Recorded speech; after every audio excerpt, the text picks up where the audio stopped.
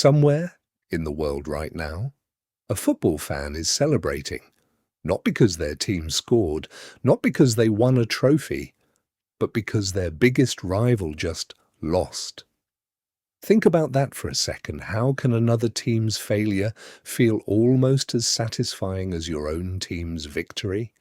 It sounds irrational, but psychology says it's completely normal. The moment you support a football club, you're doing much more than picking a team. You're choosing a tribe. For thousands of years, humans survived by belonging to groups. Your tribe meant protection, identity, and survival. Your brain still carries that ancient wiring today. The only difference is, instead of defending a village, you're defending a football badge. That's why fans say, "We won." Even though they never stepped onto the pitch, the club slowly becomes part of who they are. And once your identity is attached to something, anyone who challenges it begins to feel like they're challenging you.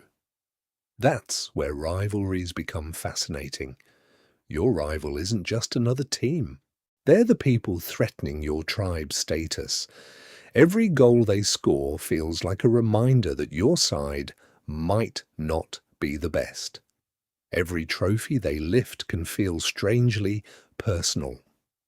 Psychologists call this social identity theory. We naturally boost the groups we belong to while looking down on groups we don't. It's not unique to football.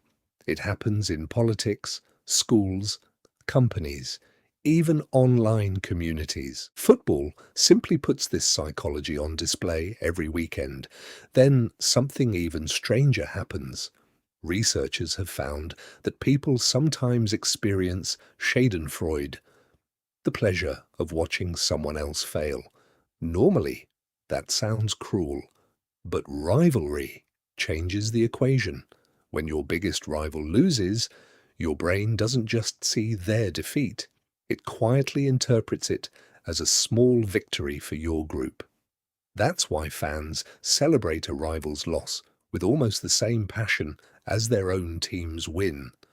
Not because they hate football, but because the rivalry has become part of their identity.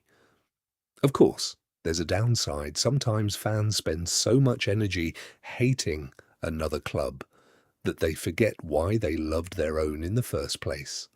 The game becomes less about passion and more about proving someone else wrong. Maybe that's the real psychology of football rivalries. They're rarely about 90 minutes on a pitch. They're about belonging, about identity, about the deeply human need to feel that our group matters.